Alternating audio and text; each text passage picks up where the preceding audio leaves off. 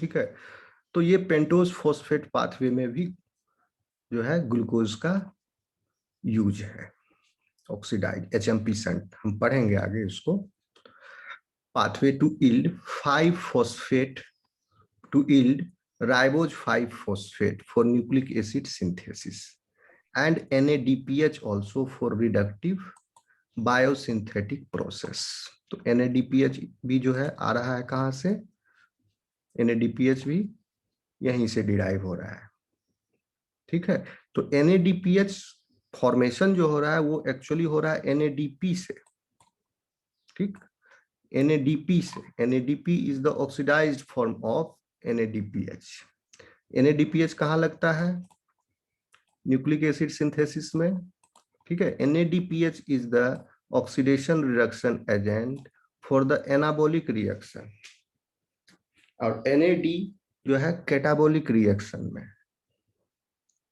ठीक है, एनाबोलिज्म में this one. So this is the reductive biosynthetic process. For reductive biosynthetic process means anabolic process. Metabolism में catabolism और anabolism दो type के प्रोसेसेस हैं। Biosynthetic process is anabolism and biodegradative processes are catabolic process. तो glycolysis क्या है actually? Anabolic process है या कैटाबॉलिक प्रोसेस है? Catabolic sir. Yes, catabolic.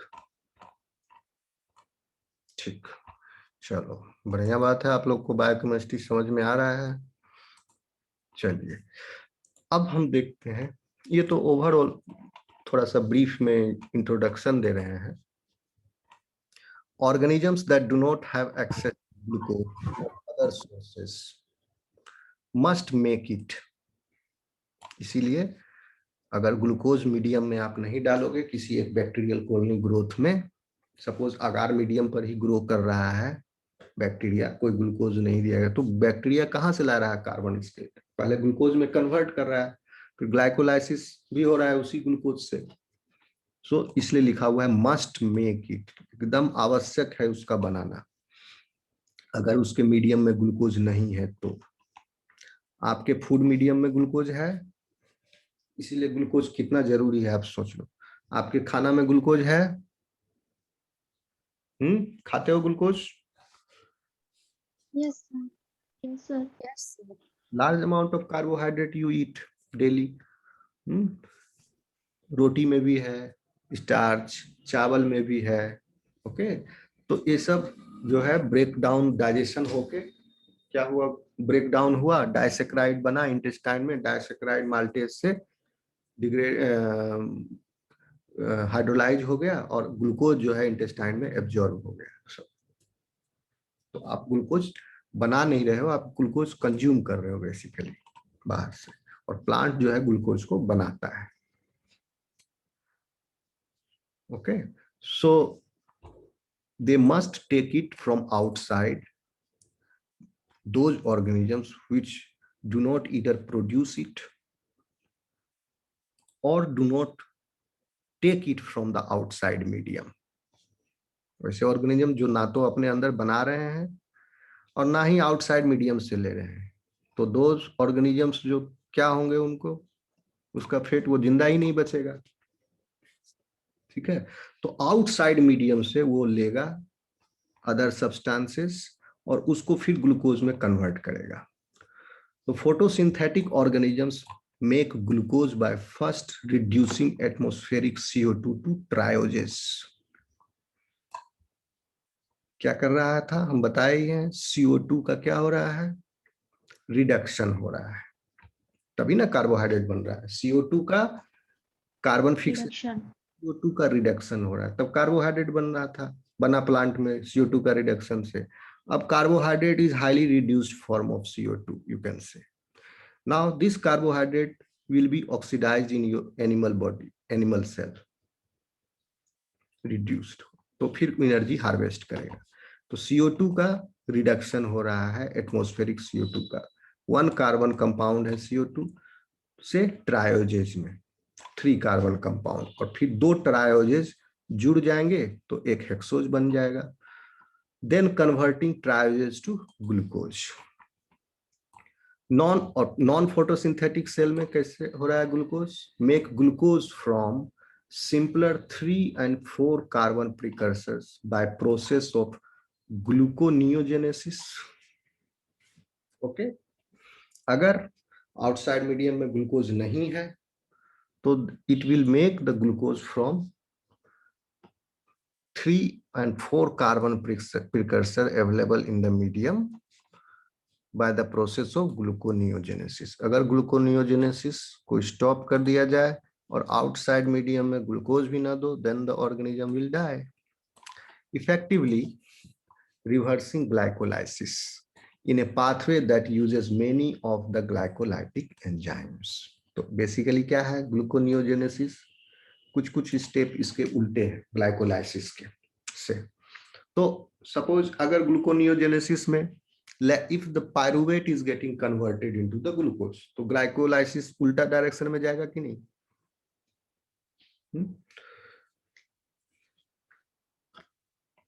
ठीक, आगे बढ़े, समझ में आया?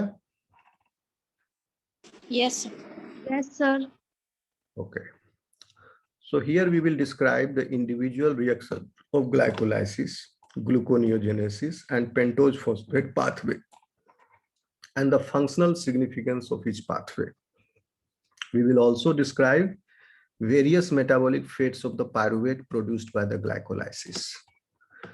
They include, क्या दो बार बोल चुके हैं पायरुवेट का क्या है फेट? They include, लिखा हुआ है, the fermentation that are used by many organisms in anaerobic niches to produce ATP and that are exploited industrially।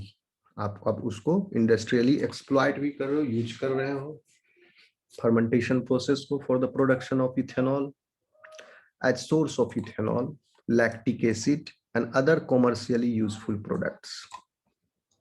Okay, so anaerobic condition उसको provide किया गया and under anaerobic condition glycolysis जब हो रहा है तो ये सारे प्रोडक्ट मिल रहे हैं, ethanol, lactic acid etc.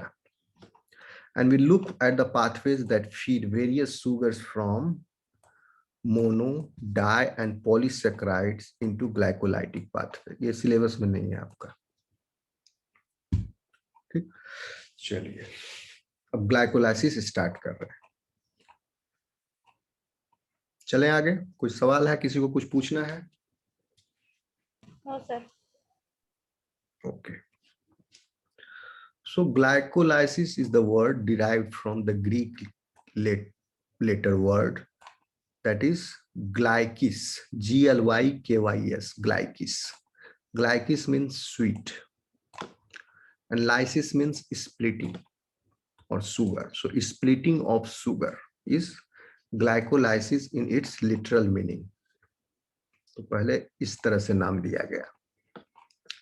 A molecule of glucose in this glycolysis process, a molecule of glucose is degraded in a series of enzyme catalyzed reactions to yield two molecules of the 3 carbon compound called pyruvate।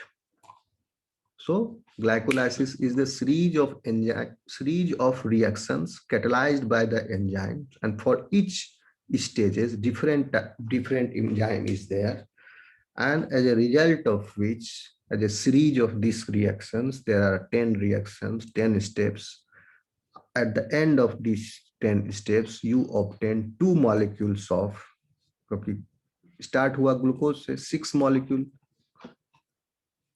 ठीक है, 6 carbon compound है glucose and pyruvate is 3 carbon compound, so you obtain 2 molecules of 3 carbon compound pyruvate.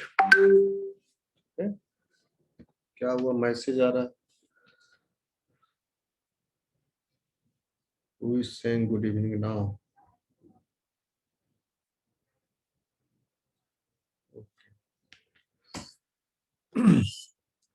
ठीक है। During the sequential reactions of glycolysis, some of the free energy released from the glucose is conserved in the form of ATP and NADH। ठीक है, glycolysis के preparative stage में 2 ATP खर्च होता है and पे ऑफ फेज में each glyceraldehyde 3-phosphate gives 2 molecule of ATP. ठीक है, तो दो दिया एक ग्लिसरल्डिहाइड 3-फॉस्फेट, तो 2 ग्लिसरल्डिहाइड 3-फॉस्फेट बने, वो भी 3 कार्बन कंपाउंड है। ग्लिसरल्डिहाइड 3-फॉस्फेट से एट द एंड ऑफ पे ऑफ फेज पायरुवेट बन गया। तो अब आपके पास कितने एटीपी हो गए पे ऑफ फेज में बने? एक ग्लिसरल्डिहाइड 3-फॉस्फेट से 2, तो 2 ग्लिसरल्डिहाइड 3-फॉस्फेट से 4। खर्च हुआ था प्रिपरेटरी फेज में 2, so the net gain is 4 - 2 = 2। सो इसीलिए कहा गया glucose is conserved, energy release from the glucose is conserved in the form of ATP. इस प्रोसेस में ग्लूकोज 6 कार्बन कंपाउंड से लेकर जो जर्नी हुआ पायरुवेट तक में 2 एटीपी का गेन है, और एक और 2 NADH का भी गेन है। ठीक, क्योंकि NADH जो है एक ग्लिसरल्डिहाइड से, जब ग्लिसरल्डिहाइड 3-फॉस्फेट बनता है 1,3-फॉस्फोग्लिसरेट में, तो उस स्टेप में एक NADH प्रोड्यूस होता है। तो 2 ग्लिसरल्डिहाइड 3-फॉस्फेट था, तो अब 2 NADH, so net gain is 2 ATP and 2 NADH। आगे हम लोग देखेंगे जब स्टेप बताएंगे तो कहाँ कहाँ किस स्टेप पर ये प्रोड्यूस हो रहा है। अभी आपको समझ में आया 2 ATP is the net gain and 2 NADH is the Yes, sir. NADH। Yes, sir. NADH Yes, sir. Preparative phase में खर्च हुआ नहीं था, प्रिपरेटिव फेज में NADH की जरूरत नहीं है, प्रिपरेटिव फेज में सिर्फ 2 ATP का ओके। सो द ग्लाइकोलाइसिस जो था पाथवे सबसे पहले एलुसिडेट हुआ है। सारे बायोकेमिकल पाथवे में सबसे पहले ग्लाइकोलाइसिस पाथवे की खोज हुई है। while the first metabolic pathway to be elucidated and is probably the best understood, और सबसे ज्यादा स्टडी हुआ है ग्लाइकोलाइसिस पर, लेकिन अभी भी पूरा समझ में नहीं आया है। बेस्ट अंडरस्टूड से आप लोग ये मत समझ लेना ग्लाइकोलाइसिस का हर सवाल का आंसर मिल गया, नो। फ्रॉम एडवर्ड बचनर, ये सबसे पहला आदमी था जिसने डिस्कवरी किया था 1897 में, fermentation in broken extracts of east sales. यहीं से शुरुआत हुआ फर्मेंटेशन। इसने बताया कि फर्मेंटेशन हो रहा है ईस्ट के, हालांकि ये मेथड तो सदियों से चला आ रहा था। ईस्ट से वाइन बनाने की प्रक्रिया या ब्रेड बनाने की, खमीर बनाने की, ये तो सदियों से चल रहा है, food processing process. Yes, sir. लेकिन इस समय Yes, sir. जाके उन्होंने एक केमिकल उसका डेफिनेशन दिया कि इसमें बेसिकली ईस्ट जो है फर्मेंट कर रहा है from the end product of some pathway. तो पूरी तरह से ग्लाइकोलाइसिस नहीं बताया था, एंड प्रोडक्ट से फर्मेंटेशन हो रहा है ये बताए थे ये भाई साहब एडवर्ड बचनर ने 1897 में, until the elucidation of whole pathway. और पूरा पाथवे जो है एलुसिडेट हुआ ईस्ट में by these two men. Yeast में खोज किया था Otto Warburg and Hans von Euler Chelpin, ये 2 साइंटिस्ट। और मसल में गुस्टाव एम्बेडन शो किया था, और इसी ओट्टो का भाई दूसरा ओट्टो, ओट्टो मेरोफ। ये ओट्टो वारबर्ग है, ये ओट्टो मेरोफ है इन द 1930s। तो ये सब मिलकर के ग्लाइकोलाइसिस के पूरे पाथवे को उन्होंने एलुसिडेट कर दिया bye 1930s। The reactions of glycolysis in extract of yeast and muscle were a major focus of biochemical research in 1930s। उसमें इस पर काफी काम हो रहा था, क्योंकि नया नया पता चला था, कोई ऐसा पाथवे, पहला पाथवे था, बहुत एक्साइटेड थे इन्वेस्टिगेटर्स। उसके बाद फिर many other types of pathways were also discovered later on। Okay, so the development of methods for enzyme purification and the discovery and recognition of the importance of coenzymes such as NAD and the discovery of pivotal metabolic role of ATP and other phosphorylated compounds, ये सब उस समय तक कुछ पता नहीं था 1930 तक। साइंस को, ठीक है। जब इस पाथवे की खोज हुई तब जाकर के इसी पाथवे को खोजने के चक्कर में एंजाइम प्यूरिफिकेशन का मेथड का खोज हो गया, ठीक है, ग्लाइकोलाइटिक पाथवे के एंजाइम को प्यूरिफाई करने के चक्कर में। और उसी चक्कर में डिस्कवरी, बहुत सारा इन्वेस्टिगेटर्स काम कर रहे थे, तो discovery and recognition of importance of coenzymes such as NAD का इंपोर्टेंस पता चला, और pivotal metabolic role of ATP ये भी पता चला, and other phosphorylated compound such as glucose 6 phosphate ये भी पता चला। एंड ये सब कहां से आया? All came out of the studies of glycolysis. तो सोचिए ग्लाइकोलाइसिस का कितना बड़ा कंट्रीब्यूशन रहा है बायोकेमिस्ट्री में। It is the first metabolic pathway which was elucidated, and by that, studying that pathway, we came to know about these many things. So glycolytic enzymes of many species have long since been purified and thoroughly studied. तब से लेकर के आज तक glycolytic enzymes 10 stages हैं, तो 10 enzymes भी है। एंजाइम का नाम भी आपको मैं रटवाऊंगा बहुत ही सिंपल तरीका से, डोंट वरी। तो 10 एंजाइम है, तो ये 10 एंजाइम जो है, अब ग्लाइकोलाइसिस हर स्पीसी यूनिसेलुलर में भी हो रहा है, मल्टी सेलुलर में भी हो रहा है, जितने ऑर्गेनिज्म है सब में हो रहा है, प्लांट में भी हो रहा है, फंजाई में भी हो रहा है, पूरा लिविंग सिस्टम जो है सब में हो रहा है ग्लाइकोलाइसिस, हर लिविंग सेल में, हर लिविंग सेल में, ठीक है। तो इसके एंजाइम्स जो हैं, चूंकि काम एक ही है, तो आप सवाल करोगे कि ड्रोसोफिला में जो हेक्सोकाइनेज है and the hexokinase found in homo sapiens, दोनों हेक्सोकाइनेज का काम एक ही है, ग्लूकोज सबस्ट्रेट भी एक ही है, ग्लूकोज 6 फॉस्फेट का भी स्ट्रक्चर एक ही यूनिवर्सल है। तो सबस्ट्रेट को ग्लूकोज 6 फॉस्फेट में कन्वर्ट कर रहा है हेक्सोकाइनेज जो प्रेजेंट है ड्रोसोफिला में, और हेक्सोकाइनेज जो प्रेजेंट है ह्यूमन बीइंग्स में, weather these two enzymes are having the similar composition of amino acids or they have different structure than the, suppose hexokinase of human being is different, whether it is different from the hexokinase of Drosophila or hexokinase of Escherichia coli, ठीक है। तो ये पाया गया कि glycolytic enzymes जो है वो highly conserved, more or less amino acid composition of the enzymes across the species are same, more or less they are same, okay, so this we will see later. आ रहा है समझ में? Yes, sir. Okay, so that is why glycolysis is an almost universal central pathway of glucose catabolism and the pathway with largest flux of carbon in most cells.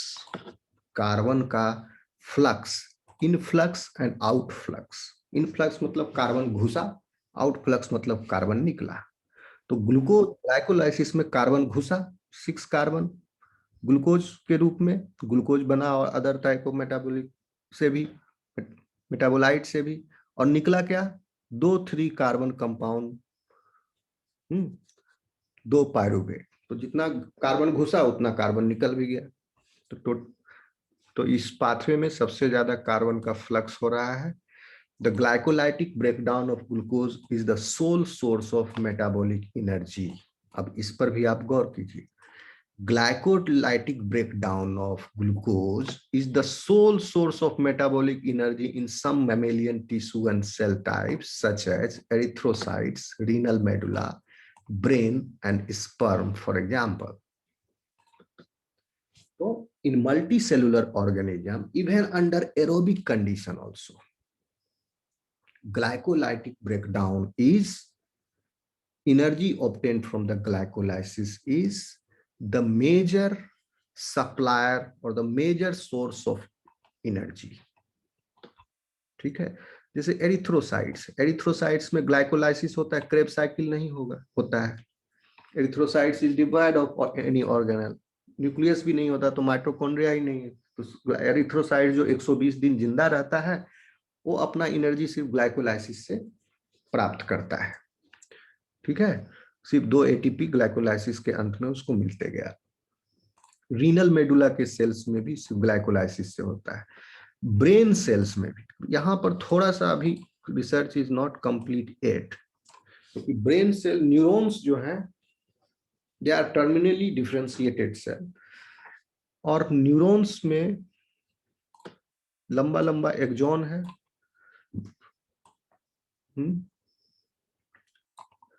और axon में along the plasma membrane of the axon, mitochondria are present. This has been seen in neurons. The mitochondria are there. Okay, but these terminally differentiated neurons arise from less differentiated neuronal cells, and these neuronal cells depend heavily on glycolysis only.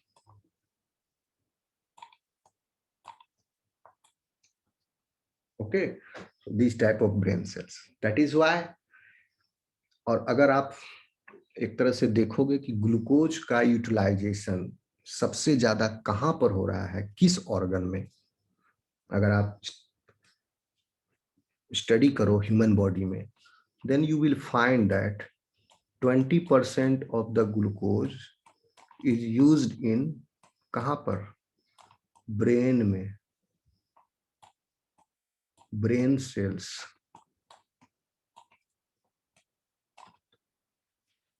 Okay,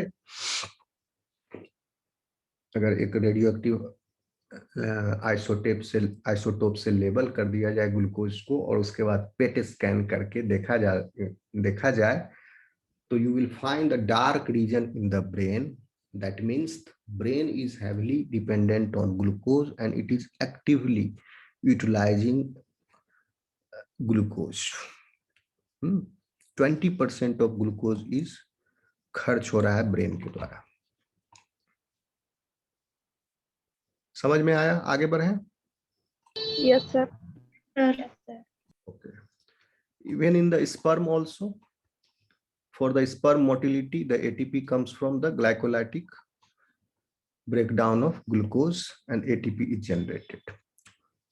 Some plant tissues that are modified to store starch, such as potato tuber, जैसे आलू का पौधा है, and some aquatic plants, watercress for example, derive most of their energy from glycolysis.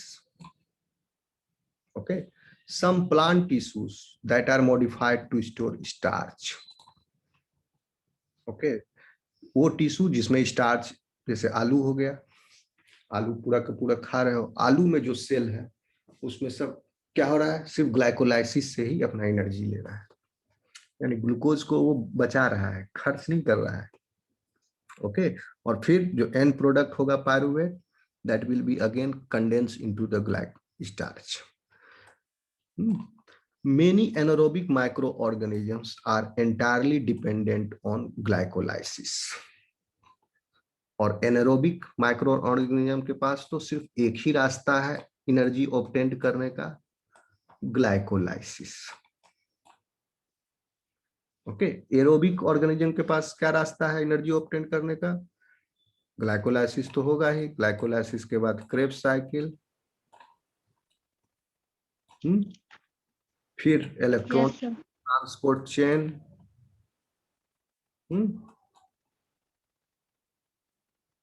और then oxidative phosphorylation. ये हो गया aerobic condition. और ऑक्सीजन नहीं है तो, ऑक्सीजन अगर नहीं होगा तो क्रेब्स साइकिल नहीं होगा, स्टॉप हो जाएगा, क्योंकि आगे क्योंकि ये चेन रिएक्शन है ना, ऑक्सीजन कहीं क्रेब्स साइकिल में यूज नहीं हो रहा है, ऑक्सीजन यूज हो रहा है इलेक्ट्रॉन ट्रांसपोर्ट चेन में कॉम्प्लेक्स 4 में। याद कीजिए आप लोग, जो कि लास्ट इलेक्ट्रॉन एक्सेप्टर था ऑक्सीजन। तो वहीं पर ऑक्सीजन बंद हो गया इलेक्ट्रॉन ट्रांसपोर्ट चेन में, ठीक है, तो ये सब प्रोसेस भी धीरे धीरे धीरे बंद हो, शट डाउन हो जाएगा, रेट लिमिटिंग हो जाएगा। ओके, समझ में आई बात? आगे बढ़ें।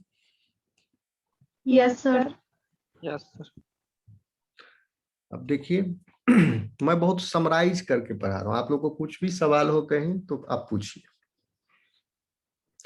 Okay sir.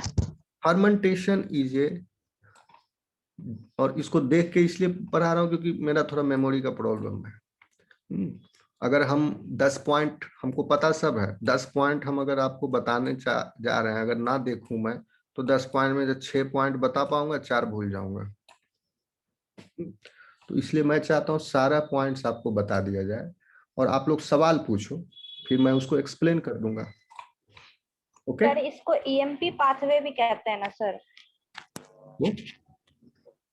इसको ईएमपी पाथवे भी कहते हैं ना सर?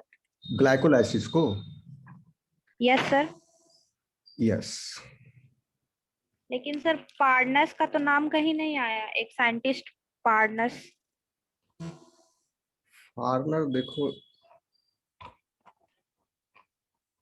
इम्बेडेन मायरहॉफ आया था सर। फार्नर का क्या कंट्रीब्यूशन है? वही तो सर नहीं पता, कहाँ पर है? नाम में आता है ना sir EMP pathway. IMP path आता है। चलो, EMP pathway, energy yielding, EMP. EMP का फुल फॉर्म क्या है? इम्बेडेन मायरहॉफ पार्टनर्स। अच्छा, एम्बेडन तो देखो यहां से आ गया एम्बेडन, और मैरोफ आ गया यहां से ईएम, और पी कौन है? पार्टनर्स नाम है सर। कोई होगा इसी का कलीग, ठीक है। मसल में आप, मसल में जो है डिस्कवर किया था गुस्टाव एम्बेडन और ओटो मैरोफ, ठीक है, और यूलर चैपलिन। ओके, देखते हैं आगे क्या लिखा है इस बारे में। ओके। नाम है इसका एम्बेडन मेयरहॉफ पार्नस। तो एम्बेडन तो हो गया ये, एम्बेडन है, आ गया एम्बेडन, हाँ ये एम्बेडन मेयरहॉफ पार्नस। पार्नस, एक सेकेंड में देख रहा हूं।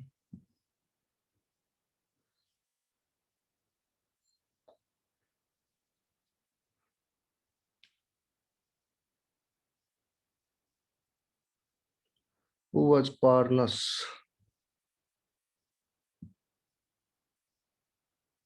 Parnas, Lev Parnas. Lev Parnas is a Ukrainian-born American businessman. नहीं, तो साइंटिस्ट है ना। डेविड पार्नस, बहुत सारे पार्नर्स आ गए। सर पार्नस, जैकब के पार्टनर्स पूरा नाम है। क्या नाम है? जैकब के पार्टनर्स। जैकब के पार्नस।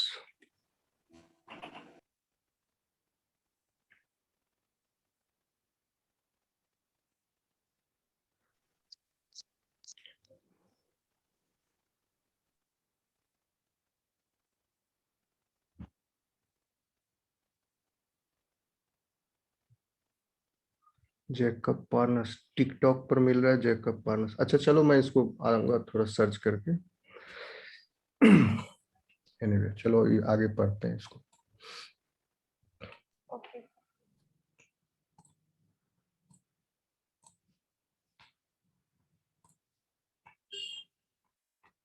कहाँ तक पढ़ लिए थे?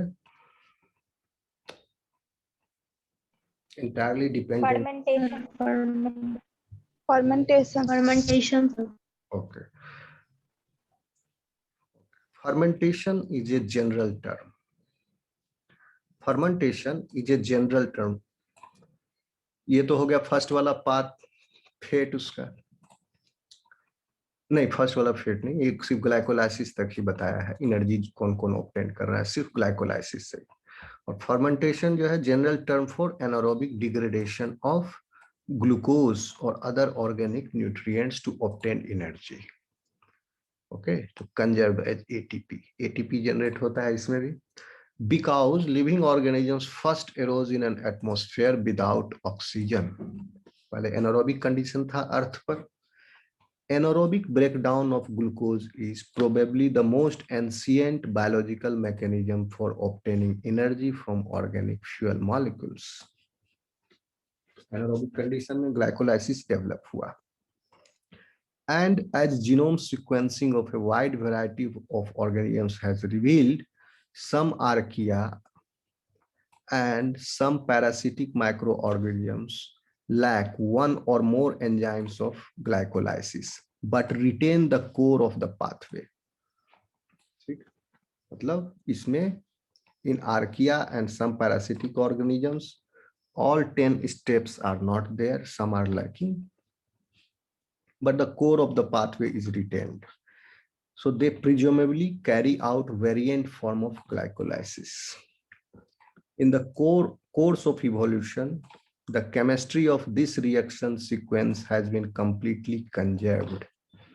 The glycolytic enzymes of vertebrates are closely similar in amino acid sequence and three-dimensional structure to their homologues in yeast and spinach.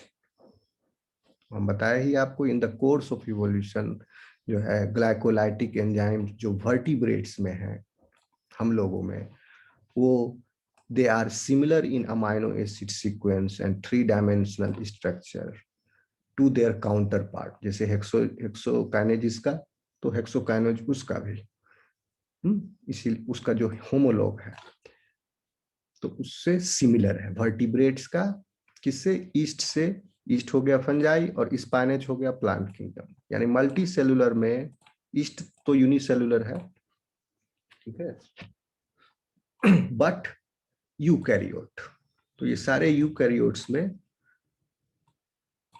amino acid sequence of the glycolytic enzymes and its three-dimensional structure are similar. They are conserved. So glycolysis differs among species only in the details of its regulation. सिर्फ regulation के मामले में glycolysis अलग है different species के बीच में, and in the subsequent metabolic fate of the pyruvate formed. जैसे कुछ ऑर्गेनिजम्स में पायरुवेट जो है लैक्टेट की तरफ चला जाएगा in some cells or in some organism, and some organisms, for example in yeast, pyruvate will get converted into ethanol under anaerobic condition. But under anaerobic condition, you are not going to produce ethanol internally. You consume ethanol from outside. You do not produce ethanol. The thermodynamic principles and the types of regulatory mechanisms that govern glycolysis are common to all pathways of the cell metabolism. So regulation आपको नहीं पढ़ना है, ठीक है। अब हम आते हैं glycolysis pathway में. Before examining each step of the pathway in some detail, we take a look at the glycolysis as whole. पूरी तो बेसिकली ये बुक से मैंने कॉपी किया है ये लाइन सब, तो उसमें बुक में इसके बाद पहले ओवरऑल बताया, उसके बाद डिटेल्स में बताया सब स्टेप को, हर एक स्टेप को डिटेल में, तो वो जानना अभी सिलेबस पॉइंट ऑफ व्यू से जरूरी नहीं है, तो हम सिर्फ इसी को एज ए होल लेके चलेंगे, ठीक। ये फिगर दिख रहा है आपको? Yes sir. Yes sir. ध्यान दीजिए। नहीं रुकिए, अभी 4 मिनट बचा है, इस क्लास को एंड कर दें, नहीं तो ब्रेक हो जाएगा, फिर फ्रेश क्लास में पूरा टॉपिक शुरू होगा ग्लाइकोलाइसिस। आप ओके सर कीजिएगा, अभी 4 मिनट में ओके सर, बीच में कट हो जाएगा, ब्रेक आ जाएगा, ठीक है। चलो ज्वाइन करना अभी तुरंत।